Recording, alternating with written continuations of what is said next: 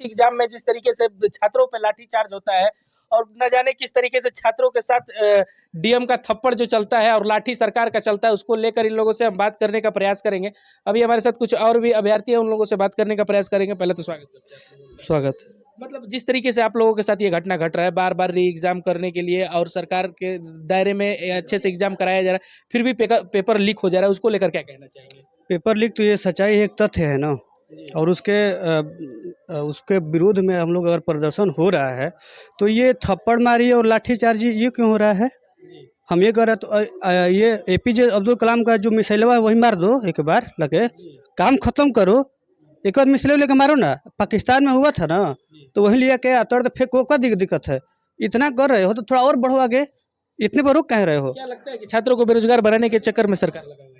बेरोजगार बनाने में, अच्छा नहीं बनाने में, ये क्या है, जब प्रदर्शन हम कर रहे हैं तो करने दो। अच्छा हम लोग को और सहूलियत दो कि ये प्रदर्शन हो करके जो जिस मुद्दे पर ये उठा है वो सफल हो जाए। तुम इसके लिए ना हो पुलिस के लॉ एंड ऑर्डर किसके लिए होता है? ताकि ये आज जो काम के लिए हम लोग बैठे हैं, लोकतांत्रिक सरकार है ना, कि ये नाइजीरिया वाला है? नाइजीरिया वाला तो नहीं ना है ना। जब लोकतांत्रिक तरीके से हम यहाँ धरना प्रदर्शन कर रहे हैं तो ये इस धरना प्रदर्शन में किसी को मौत ना हो, इसके लिए ना होता है पुलिस होती है कि और अब और जो सुरक्षा देने के लिए है, दवाई ही जहर बन जाएगा तो ये काम होगा, आगे बढ़ेगा? जो सुरक्षा के लिए है अब वही लाठीचार्ज करेगा? उसका काम क्या है? ये आए हैं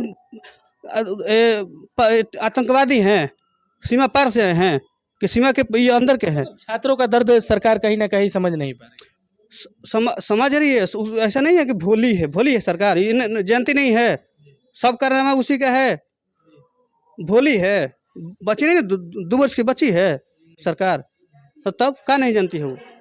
तो आगे आप लोगों के क्या अगला कदम क्या रहेगा? अगला कदम ये जारी रहेगा। This protest is going on continuously, continue रहेगा, कहीं रुकना नहीं, रुकेगा ही नहीं। मतलब क्यों रुकेगा? जब तक तुम मिसाइल नहीं मार देते हो ना, तब तक ये रुकता रहेगा। अभी एग्जाम देकर आए एक और अभ्यर्थी हमें हमारे साथ है, उनसे भी हम जानने का प्रयास करेंगे। आज ये कहीं ना कहीं एक पुष्पराज का डायलॉग है कि पुष्पराज कहीं झुकेगा नहीं, तो क्या लग रहा है कि बिहार के छात्र कभी झुकेंगे कि नहीं? नहीं, सही में नहीं झुकेंगे, क्योंकि छात्रों का जायज मांग है। अच्छा, एक बात हमको नहीं समझ में आ रहा है, जब छात्र ही एग्ज़ाम दिए हैं, छात्र को ही जॉब लेनी है और छात्र एग्ज़ाम में बैठे हैं, छात्र कह रहे हैं कि हमको फिर से दोबारा पेपर लिया जाए मेरे से, तो सरकार क्यों नहीं ले रही है?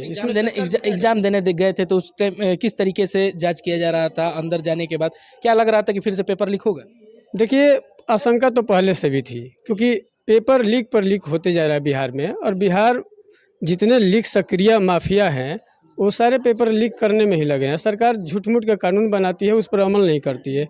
अभी कानून शायद 3 महीने पहले सुनने में आया था कि जो भी पेपर लीक मामले में गिरफ्तार होगा उस पर 1 करोड़ रुपये ये फाइन किया जाएगा, लेकिन सरकार अभी कहाँ सोई हुई है।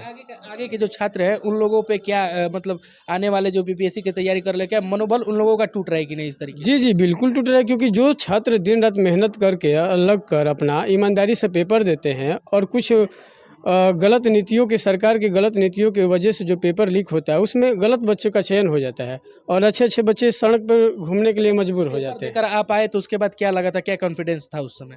देखिए, कॉन्फिडेंस तो यही था कि अगर सही और ईमानदारी तरीके से पेपर लिया जाता, पेपर लीक नहीं होता, तो अच्छे बच्चों का कहीं ना कहीं चयन होता।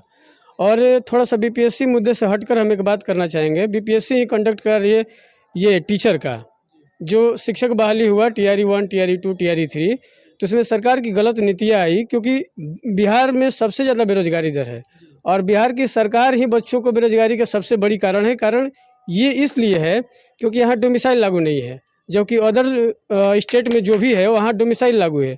और सरकार सबसे पहली तो बात यह है कि सिर्फ पेपर पे बहाली कराती है, 1,00,000 1,50,000 बहाली के नाम पर निकालती है सीट, और जो सही मायने में जो चयन होता है सिर्फ 20 से 30 हज़ार बच्चों का ही होता है, और 40 से 50 हज़ार सीटें वो बचा लेती है, और सिर्फ गणना करने के लिए कि फिर अगली हम बहाली दे रहे हैं, अगली बहाली दे रहे हैं। जी, क्या परिचय हुआ? जी, मेरा संजय कुमार सिंह नाम हुआ, बक्सर से।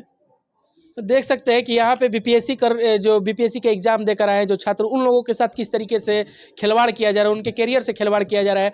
आगे चलकर वो क्या करेंगे, और जो आजकल के जो यंग जनरेशन है वो भी अगर बीपीएससी का तैयारी करता है, क्या सरकार से क्या उम्मीद रखता है, ये तब तक के लिए इतना ही। बने रहिए हमारे साथ, देखते रहते जनता सिटी। धन्यवाद।